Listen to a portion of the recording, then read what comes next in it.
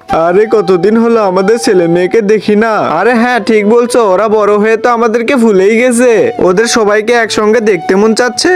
আরে তুমি মন খারাপ করো না, দেখো ওরা খুব তাড়াতাড়ি বাড়িতে আসবে। আরে বোন বাহিরে চল, ভাই বোনদের কাছে ফোন দেই। ভাই তুই ছুটি নিয়ে বাসায় আয়, মা তোরে দেখতে চাইছে।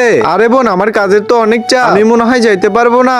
আচ্ছা ঠিক আছে, মায়ের কথা তো মনে পড়তেছে, আমাকে তো যেতেই হবে। আচ্ছা বোন এবার ছোট ভাইয়ের কাছে ফোন দেই। আরে ভাই তোকে মা দেখতে চাইছে, তাড়াতাড়ি বাড়িতে চলে আয়। আরে বোন অফিসে তো আমার অনেক চাপ, মনে হয় না আমি যেতে পারবো। আচ্ছা ভাই ঠিক আছে। আরে মার কথা তো অনেক মনে পড়তেছে, না আমি মাকে যে দেখে আসি, মাকে আজকে আমরা সারপ্রাইজ দিব। আরে তোরা বলে আসবি না, এখন তো দেখতেছি সবাই চলে এসেছো। আরে বোন আমাদের ভুল বুঝিস না, যাই হোক এগুলা বাদ দে, মা বাবা দেখলে তো অনেক খুশি হয়ে যাবে। মা মা দেখো আমরা সবাই চলে এসেছি।